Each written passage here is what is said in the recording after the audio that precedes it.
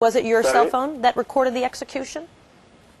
Well, as far as the Iraqi officials are concerned, I do not think that any of them were carrying cell phones during the time of the execution. So no They Iraqi were officials checked were carrying twice, cell phones? one in the green zone by the American guards, and the other before they enter into the execution chamber, also by the American guards. Are you saying that you did not have a cell phone in I don't there? think anyone of the Iraqi officials who were accompanying the 16 of us from the Prime Minister's office who has accompanied or witnessed the execution has been carrying any of these cell phones. Or as far as I am concerned, I did not see anyone who was doing this video.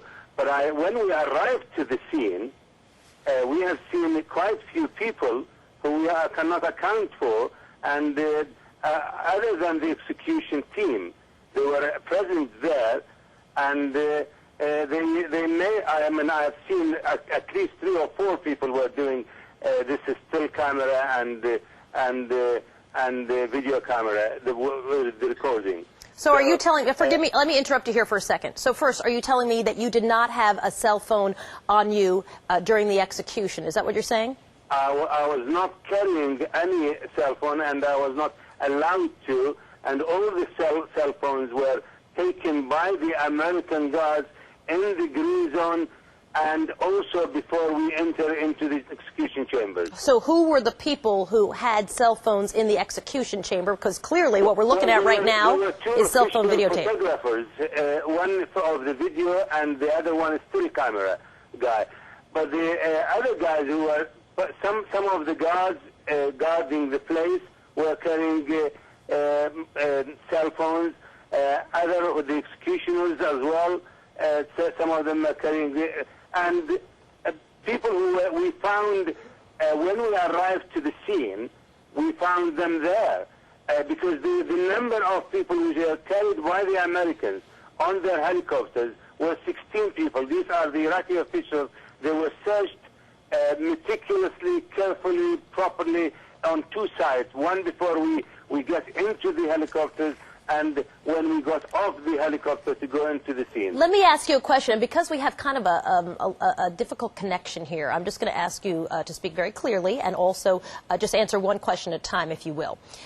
You had said in an interview with al-Rubaie that there was no humiliation of Saddam Hussein when he was alive or after he was executed. We now know, because we can hear on this cell phone videotape, that there were insults that were shouted, sectarian insults, Muqtada, Muqtada, Muqtada, go to hell was another insult. Do you think that, would you like to change what you've said to al-Rubaie, in fact, that there was humiliation of Saddam Hussein? Well, what is the, I don't think there was an intentional sectarian lynching. I believe the whole process has been infiltrated by people from probably people who have a vested interest in escalating the violence, and they wanted to promote a political cause for them, for themselves or for their groups or for their leader or whatever. But I believe the Iraqi government has done the proper things, but things went and not in the way we wanted to happen. There was some behavior which was unacceptable from some people, but some of these reactions were a natural reaction. It should not have happened. It should have been. They should have respect the occasion and the events. But I think some of them, they were natural reactions.